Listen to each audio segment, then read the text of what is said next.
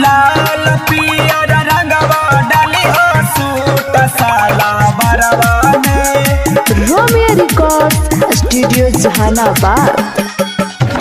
लाल पियर रंगवा डाली हो सूट साला बरवा में। कोरा में धाके मजा उठाई हा बंद कई के कमरवा में। कोरा में धाके मजा उठाई हा बंद कई के कमरवा में। लाल पियर रंगवा डाली हा सूट साला बरवा में। लाल पियर रंगवा डाली हा सूट साला बरवा में। गलियो रंगी हा चोलियो रंगी हा डाली हा रंग भीतरवा में। लाल पियर रंगवा डाली हा सूट साला बरवा में।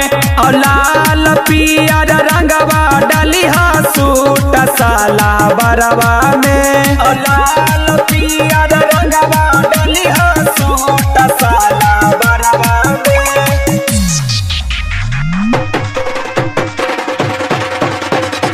Romeo records studio Jahanabad. Mix by Kundan Sharma. जन्मों का फायदा उठाई लहो अपन कोरा में हमके सुताई लहो।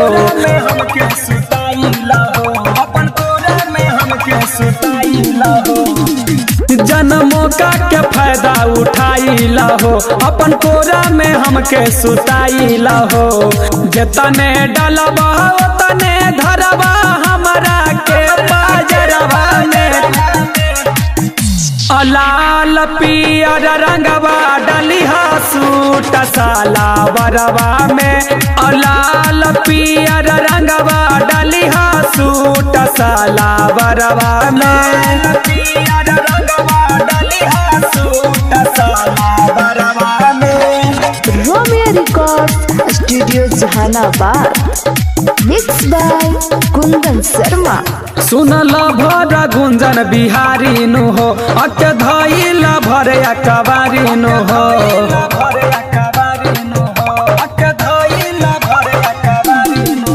सुनल भर गुंजन बिहारी नु हो अके धइल भर अकबारी नु हो।